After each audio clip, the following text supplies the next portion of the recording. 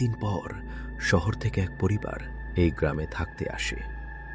বিক্রম, তার স্ত্রী নেহা আর তাদের 6 বছরের মেয়ে সোনা। নতুন বাড়ি, পুরনো কাঠের জানালা, চারপাশে গাছপালা। মা, এই বাড়িটা কত সুন্দর! আজ থেকে কি আমরা এখানে থাকবো? হ্যাঁ মা, কিন্তু রাতে জানলা খুলবি না, এই শর্তে, ঠিক আছে তো?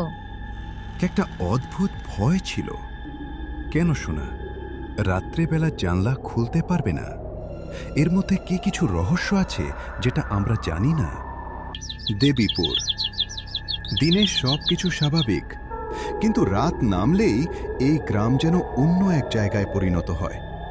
লোকজন বলে রাতে জানালা বাইরে কেউ দাঁড়িয়ে থাকে, আর যদি তুমি তাকাও সে তোমার নাম ধরে ডাকবে। সেই রাত, চারদিকে নিস্তব্ধতা। হঠাৎ লাই টক টক। মা, কেউ জানালায় ঠক ঠক করছে। না মা, হাওয়ার শব্দ। ধীরে ধীরে জানলার দিকে তাকায়। কুয়াশার মধ্যে একটা মানুষের ছায়া দাঁড়িয়ে আছে। পরদিন সোনা সবকিছু মাকে বলতে যায়। তুই কখনো জানালার দিকে তাকাবি না, আর কেউ ডাকলে সাড়া দিবি না, মনে থাকে জানি। কিন্তু কেন মা? রাত নামলেই সোনা কৌতূহল শিশুদের মতো জানলার দিকে তাকিয়ে অপেক্ষা করতে থাকে। কয়েকদিন ধরে প্রতিদিন রাতে সেই ছায়া আসে। তুমি কি এখন একা আছো? হ্যাঁ, কিন্তু কেন? ধীরে ধীরে সোনা সেই গলার সাথে কথা বলতে শুরু করে।